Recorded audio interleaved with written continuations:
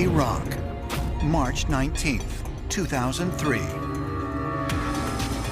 The United States military begins its shock and awe air campaign over the city of Baghdad. It is a preemptive strike aimed to overthrow Iraqi dictator Saddam Hussein, who the government believes is in possession of weapons of mass destruction.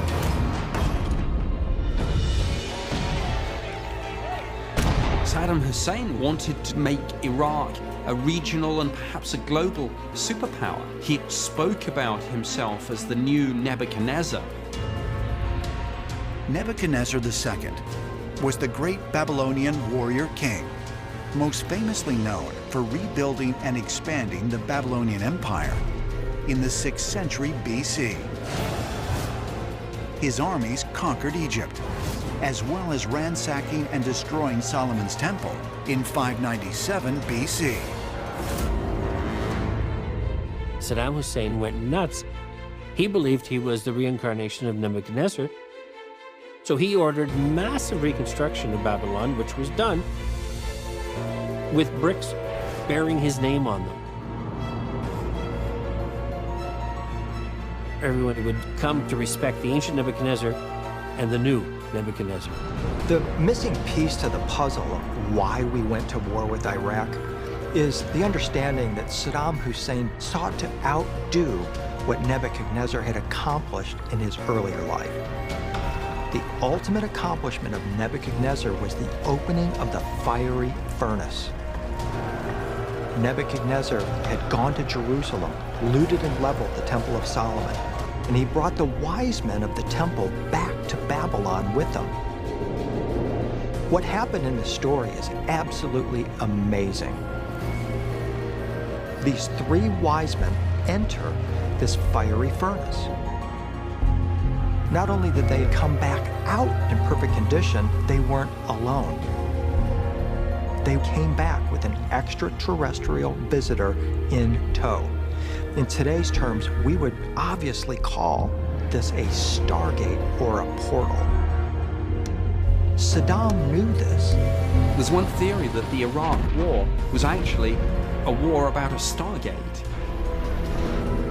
Saddam Hussein, so the theory goes, got access to this stargate, maybe threatened to use it. Was that why the Allied powers went in?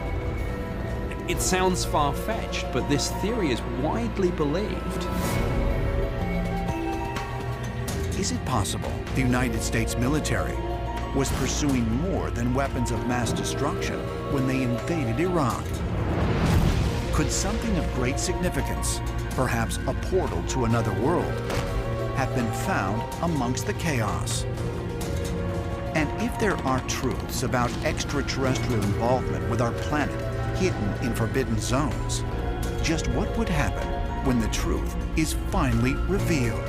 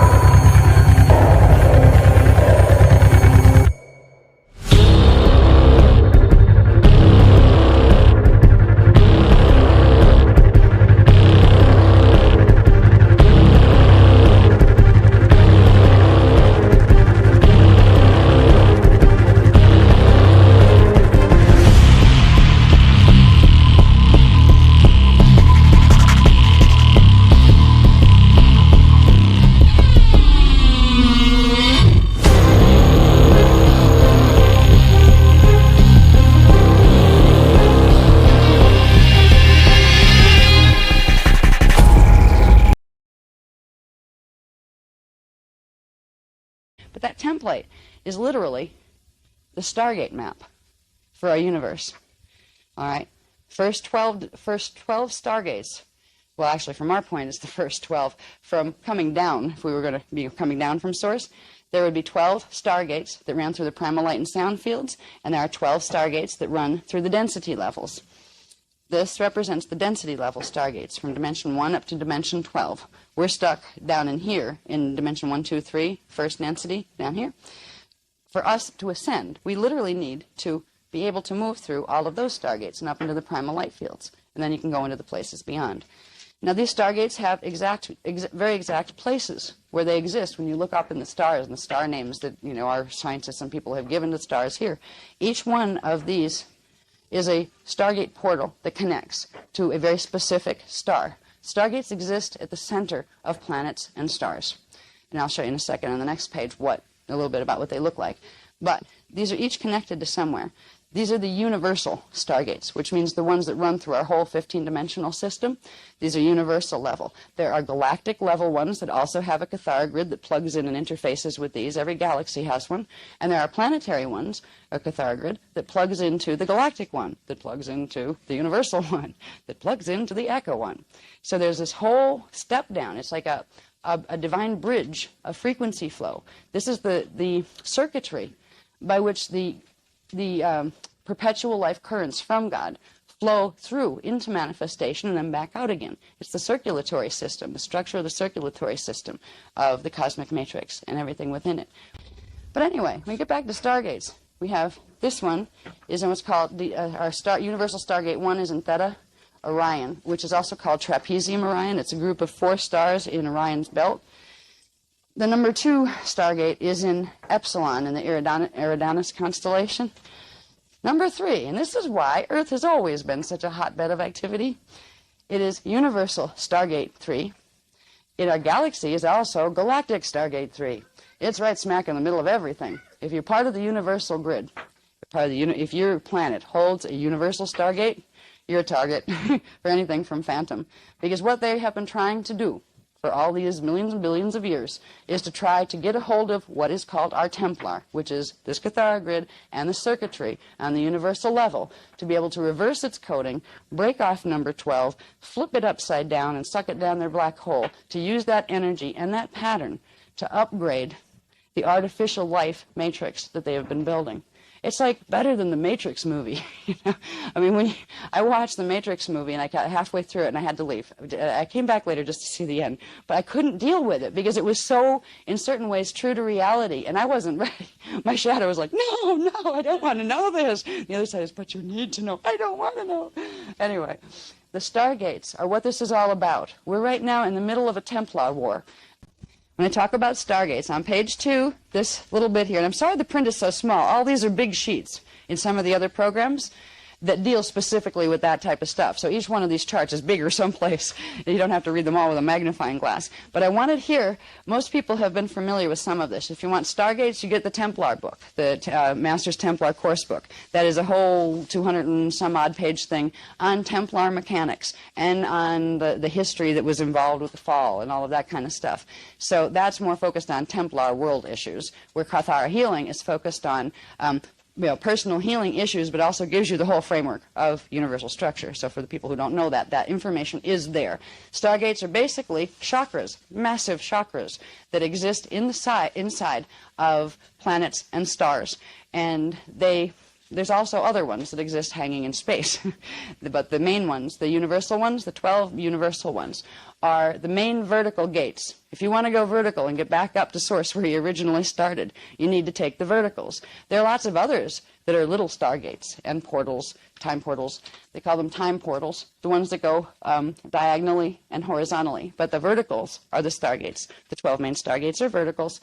They make a bridge through the densities where you can travel if you have in your template activated the frequencies that run in those stargates. If you try to take a template that has, let's say, 3 strands activated, so it has 3-dimensional frequency activated in the template, and you try to take that through a D6 stargate, you're going to blow up the template, which means you instantly vaporize your body and throw your consciousness back to space dust, and you're stuck in the time matrix, but you're at peace because you don't know it.